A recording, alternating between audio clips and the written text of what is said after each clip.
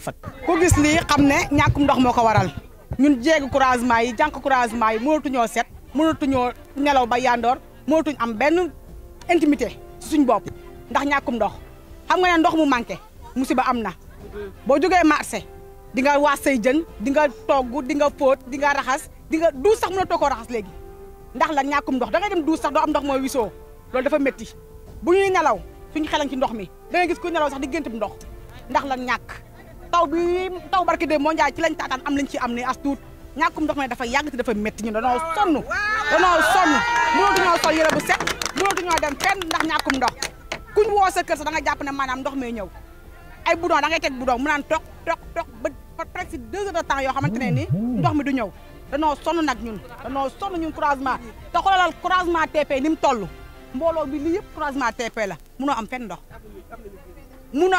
am na ñoo xam ne ñu root dëkk ba dëkk dafa métti dëkk ba dëkk nga jógee fii du roote jee ba gànjaay wala gis ko oto 3 roues yi instant bi ñooy liggéey ak filtre yi te filtre yi sax balaa ngaa filtré da nga gis ndox mooy filtré danoo sonn nag ci màkkum ndox mi dañ cee maar bu ngeen mënee jàppale ñu autorités yi jàppale ñu mën a am ndox ñun waa croisement TP facture bi nag man sama jëmu bopp saa bu sama facture ñëwee ñaari facture lañ may andil boo xamante dama ko fayoon bu yàgg lañ may andilaat sama biir facture bu ma fay depuis mois bee passé moom lañ may andil te man sama robinet du ubbi moom mën a am facture loolu noonu affaire bi jaaxal na ma lool nag ñu ngi ñu ci mën a dimbale rek ngeen dimbale ñu ci sonn nañ maar nañ tilim nañ forox nañ amul dara wax lañ bëgg nag mu ne am. Je m'appelle Abdoulaye Diouf,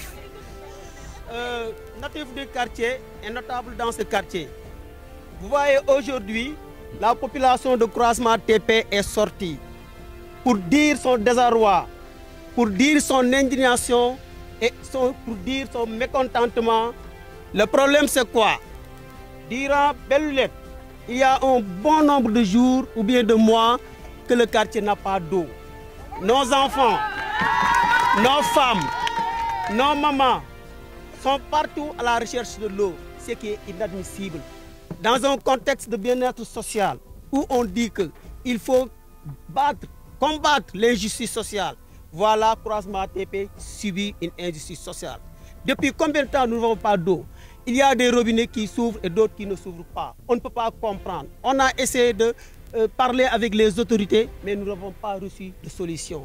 Alors, à quel sens se vouer, sinon protester, apporter notre résignation, dire notre désarroi par rapport à ce problème.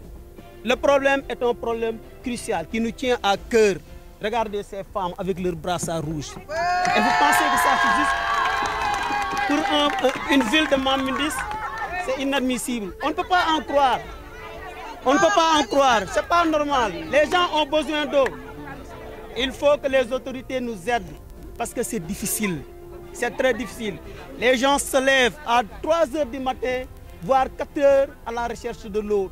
Voilà, 2 jours, 3 jours, même les robinets ne sont pas ouverts. Durant toute la journée, même pour se laver, c'est un calvaire. Est-ce normal pour un quartier qui est dans Fatick? Ce n'est pas du tout normal. Croisement TP ne doit pas subir cette injustice de grâce d'Oina. C'est trop. Et attends, ce quartier s'est battu pour tout pour la ville de Fatick. Ce quartier a participé à des élections. Ce quartier s'est donné, a tout fait pour ses autorités. Mais voilà ce qu'on nous paye aujourd'hui. C'est macabre. C'est vraiment macabre et c'est inadmissible.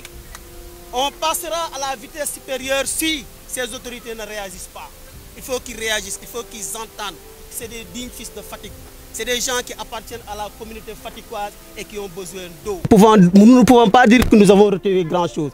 En tout cas, ils nous ont donné des promesses. Mais jusqu'à présent, rien n'a été fait.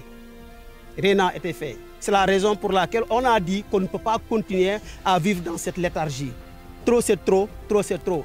Et dans un contexte de Djubanti, il faut que les gens se sentent aussi concernés. D'ailleurs, il y a un autre nœud qui est dedans. Parce que le quartier croisement TP ne s'arrête pas ici, ça va jusqu'au lycée technique.